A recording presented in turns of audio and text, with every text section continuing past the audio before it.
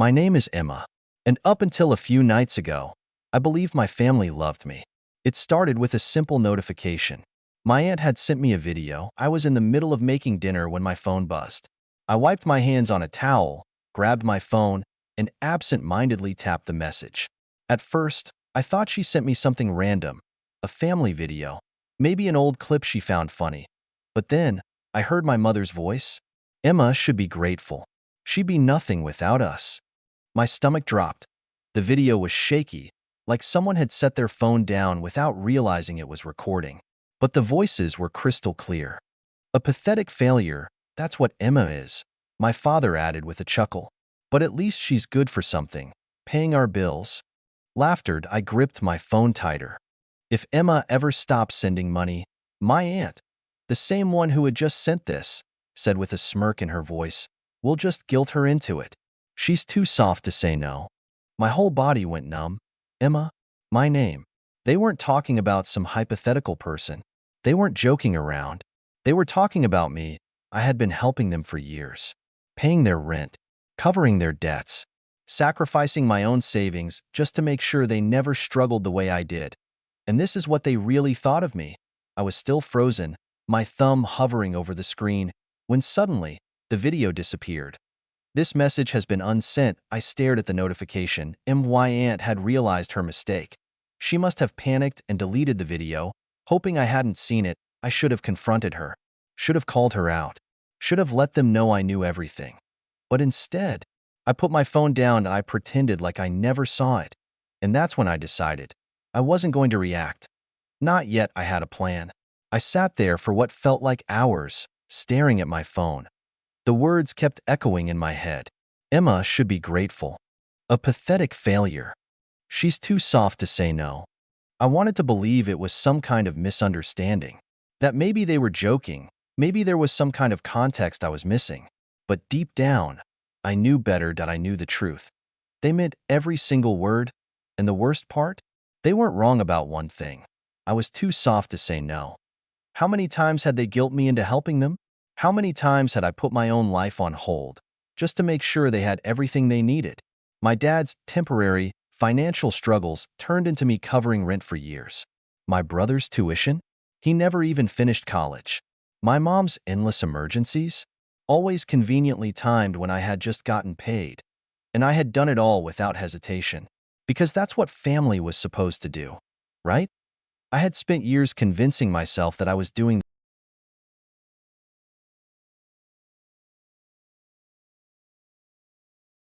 every illusion I had left, and now they thought they had gotten away with it. My aunt had unsent the message, probably breathing a sigh of relief, thinking I hadn't seen it. Maybe she even reassured everyone. Don't worry, Emma didn't watch it. They thought I was still in the dark. And that was my advantage. I could have texted her right then and there. Could have confronted her, told her I saw everything. But what would that do? They'd just deny it, make excuses, twist the situation to make me feel guilty somehow. Oh. If they thought I was still their naive, obedient little bank account, I'd let them believe it, for now. Because in just a few days, the next payment was due. And this time, things were going to be different. The next morning, I woke up to my usual routine. Except everything felt different. The sun still peeked through my curtains, my coffee still brewed like always, but there was this awareness in the back of my mind. Like I was seeing my life from the outside for the first time. My phone buzzed. A message from my mom. Mom, morning, sweetie. Just checking in. Hope you're doing well. I stared at the message. It was normal. Too normal. She never texted me just to check in. There was always a reason, always a request hidden somewhere. And sure enough, a few minutes later, Mom. Oh, by the way, rent is due soon. Can you send it by Friday? There it was. The same cycle, the same pattern. But this time, I wasn't going to play along. I typed out a response, my fingers hovering over the keyboard. My usual reply would be something like, of course, or no problem. Maybe I'd even apologize for taking too long, just to make sure they never felt inconvenienced. Not this time. That I erased everything and simply replied, me. I can't this month. I stared at the message for a few seconds before pressing send. I set my phone down and waited. 1 minute, 2 minutes. Buzz. Mom, what do you mean you can't? I could see the frustration through the screen. I had never said no before. I didn't respond right away. Instead, I took a sip of my coffee, letting her stew in her confusion. A few more messages came in. Mom texted, "Emma, this is serious. We're counting on you. You know we don't have another option right now." Another buzz? This time, my aunt. "Hey, sweetie, your mom is freaking out. Is everything okay?" I almost laughed. "Is everything okay?" Sure. Everything was great. I had spent years paying for their lives, and the one time I even hinted at stopping, they panicked. Not once did they ask if I was okay, if I needed help. It was never about me. It never had been. I took a deep breath and replied, "Me, I have some unexpected expenses this month. I can't send anything. Sorry." That was it. No explanation, no apology, and then I waited. What happened next told me everything I needed to know. The silence was deafening. For the first time in years, I had said no, and they didn't know how to handle it. I stared at my phone, watching the three little dots appear and disappear over and over. My mother was typing, stopping, typing again. I imagined her sitting there, seething, trying to figure out the perfect way to manipulate me into changing my mind. Then, finally, her response came through. Mom texted, "Emma, what do you mean unexpected expenses? What could possibly be more important than your family?" There it was. The guilt trip. The same tactic they'd always used that I didn't reply. I just let the message sit there. Less than a minute later, "Mom, you know your brother has no way to cover rent. If he gets kicked out, that's on you, dada." The brother card. Classic. Then another message, "Mom, we raised you, Emma. We took care of you when you had nothing. Is this how you repay us?" I clenched my jaw, my fingers tightening around my phone. When I had nothing, they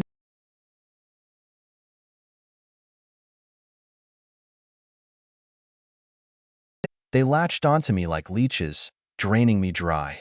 I had nothing because they took everything, and my phone buzzed again. Aunt texted, "Emma, sweetheart, don't do this. We're family. Your mom is just upset. You know how she gets. Just send the rent and everything will be fine. Everything will be fine." Fine for who? I put my phone down, my heart pounding. I needed a second to breathe, to think. I walked to the kitchen, poured myself a glass of water, and took a slow sip. Staring at the clock on the wall, I could feel it. Something shifting inside me. For years, I had been scared of this moment. Scared that if I ever stopped paying, they'd hate me. They'd cut me off. They'd turn their backs on me. But now, I knew the truth. They never loved me. They loved what I could give them. And the moment that stopped, they would show me exactly who they were. I walked back to my phone, picking it up with steady hands. This time, the message was from my father. Dad texted, "Emma, I don't know what's gotten into you, but this is unacceptable. You're being selfish. This family needs you, and you're acting like some entitled brat. Grow up and do the right thing." There it was. The final mask slipping. No more fake sweetness. No more pretending to care. Just demands. I stared at the words, my heart pounding in my ears, and then another notification popped up. A voice message. From my aunt. My hands trembled as I hesitated, my thumb hovering over the play button. Something told me this was going to change everything. I hesitated. For a long moment, I just stared at the little play button on the screen. A voice message. From my aunt. My heart pounded against my ribs. She wasn't the type to send voice messages. If she had something to say, she usually sugar-coated it in text. Passive-aggressive, but with just enough fake sweetness to make me feel guilty. But this was different. Slowly, I pressed play. Her voice came through, sharp and impatient. "Emma, listen. I don't know what kind of game you think you're playing, but this isn't funny. Your mother is losing her mind. Your dad is furious. And honestly, I don't blame them. You've always been, well, a little ungrateful, but this is beyond selfish." I felt my stomach tighten, but I forced myself to keep listening. "You have a good job, don't you? You make more than any of us. You don't even need that money. Meanwhile, your family is struggling. And what? You just wake up one day and decide you don't care anymore?" A bitter laugh. "You owe them, Emma. After everything they've done for you. After all the sacrifices they made, they gave you life. And now, you're just going to walk away? Pretend they don't exist? What kind of daughter does that? She exhaled sharply, and for a second, I thought she was done. But then, you know what? Her tone darkened, colder now. If you really want to be that kind of person, fine. But don't expect them to forgive you. Don't expect to come crawling back when you realize how much you need them.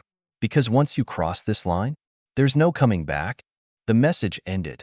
Silenced, I let the words settle, my thumb hovering over the replay button. My ears rang. My hands numbed. I should have felt scared. I should have panicked.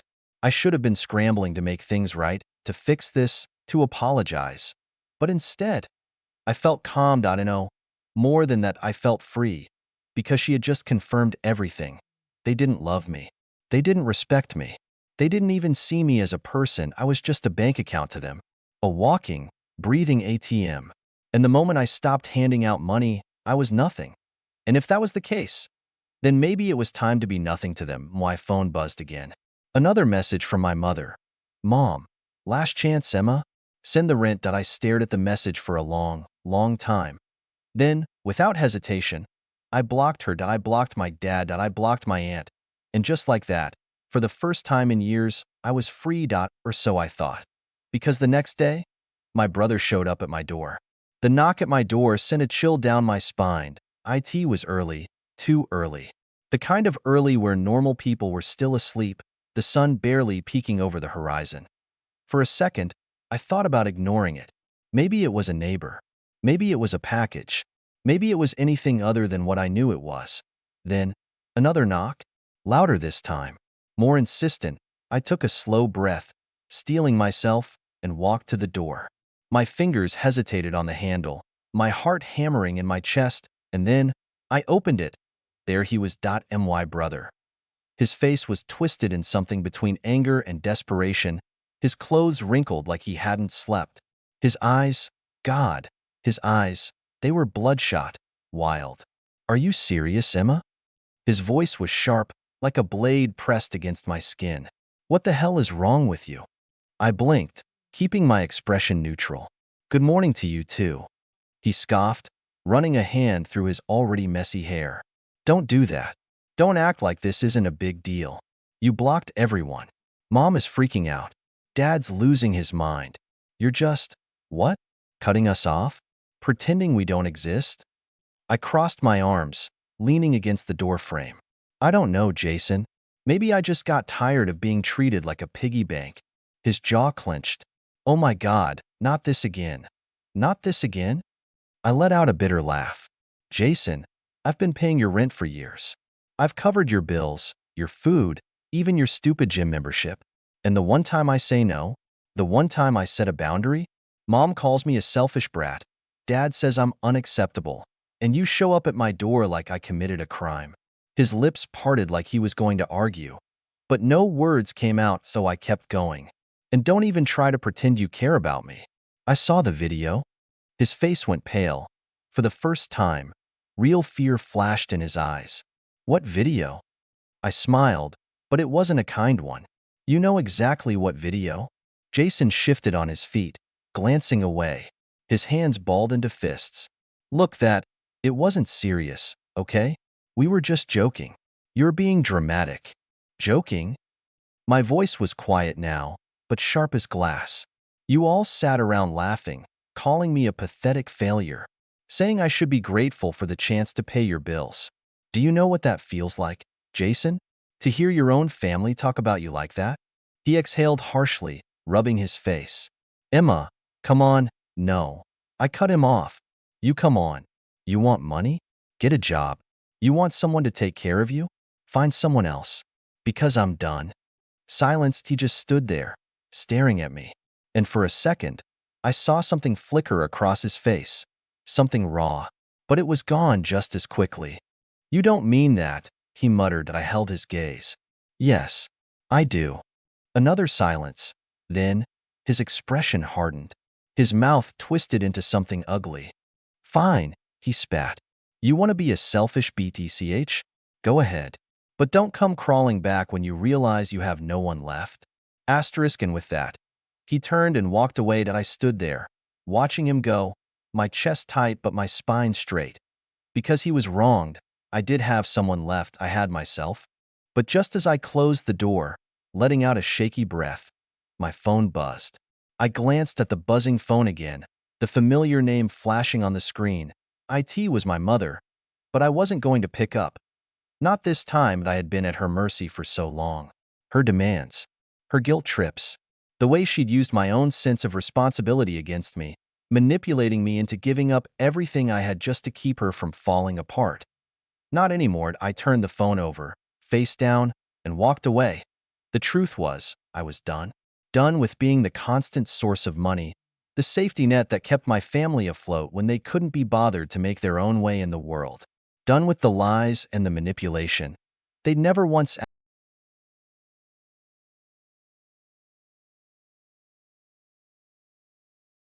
wait for years. My mother's, my father's, my brother's, all of them acting like I owed them something. Like my life was just one long, endless repayment for everything they had sacrificed for me.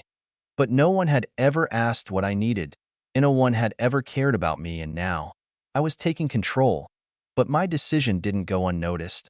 The next morning, as I sat in my living room, the silence felt suffocating. The weight of my choice was starting to settle in, but there was no regret, no second guessing. I'd made the right decision. Then, my doorbell rang. I wasn't surprised. It was Jason. I could tell by the way he knocked, demanding, impatient. The last person I expected to show up, but somehow, not surprising, I opened the door slowly, keeping my face neutral. "Emma," he started, the usual arrogant tone gone, replaced by something almost pleading. "You need to listen to me." I didn't invite him in. I stood in the doorway, arms crossed. "I don't need to listen to anything you have to say, Jason." He blinked, taken aback. "Good. No, you don't understand." His voice softened, almost desperate. "Mom's freaking out. Dad's calling me, asking what's going on. They don't know how to fix this. You've cut us all off. You can't just leave us hanging like this." I scoffed, leaning against the doorframe. "Oh, I'm sorry. Did you think I was just going to keep enabling you? Keep paying for your rent, your bills, and pretending everything was fine? No, Jason. I'm done. I don't care how much you or mom or dad beg.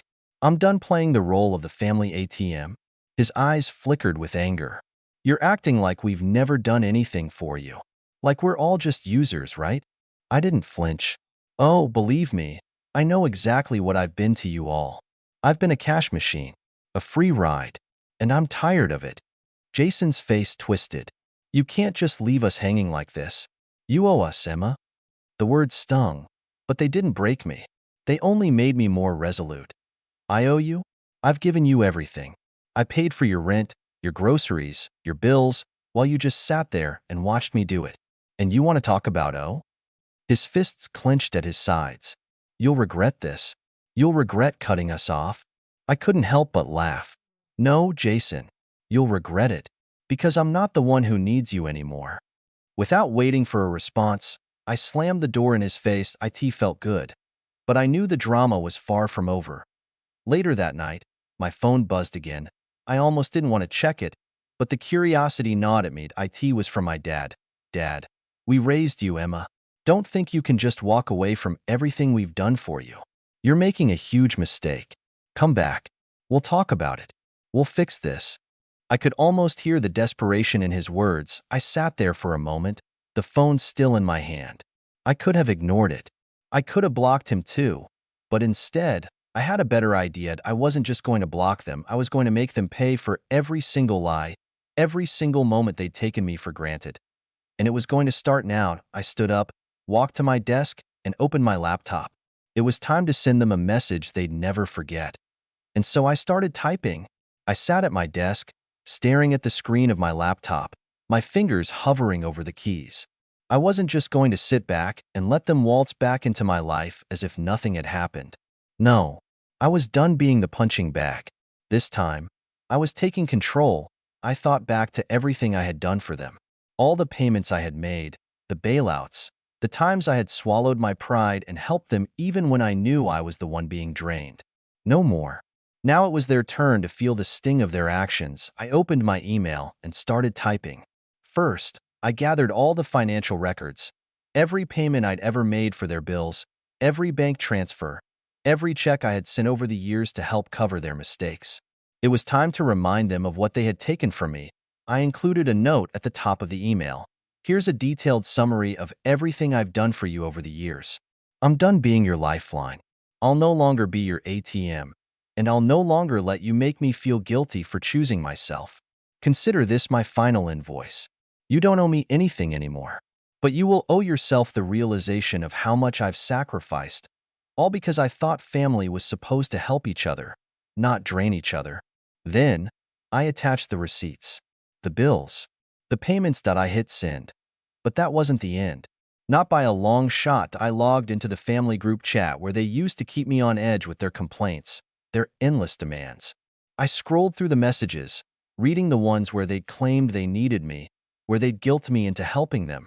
Then, I did something I hadn't done in years. I replied, "You all talk a lot about what you've done for me, but you've forgotten how much I've given up for you. And here's the reality check. You never needed me. You just used me. I'm done. This is my last message. Don't ever contact me again." I sent it. The silence after was almost sweet. I leaned back in my chair, letting the weight of the decision wash over me. For once, there were no more phone calls, no more guilt trips, no more pretending that they had any power over me. They could keep their manipulations, their lies, their empty promises. I was free, but just as I thought it was over, I received one last message from Jason. "You're making a mistake, Emma. You'll regret this. Family sticks together."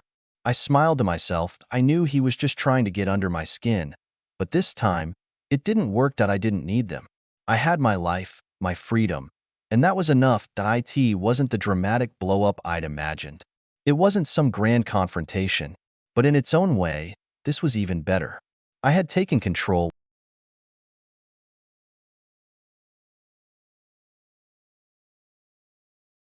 Turned off my phone for the night.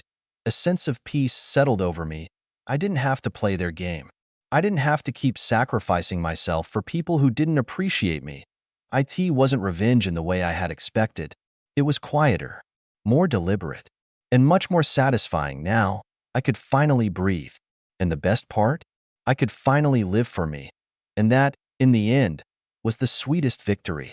Wow, what a ride that was, right? It's wild to think about how much Emma had to endure for so long, but in the end, she took control of her life. I love how she didn't let all the drama or guilt from her family tear her down. Instead of a huge confrontation, she just cut them off, quietly, but with power. Sometimes, the best revenge isn't about making a scene, but about reclaiming your life and showing people you're not a doormat anymore. But here's the thing, not everyone would have handled it that way. Some people might say she should have fought for the relationship, maybe even given them a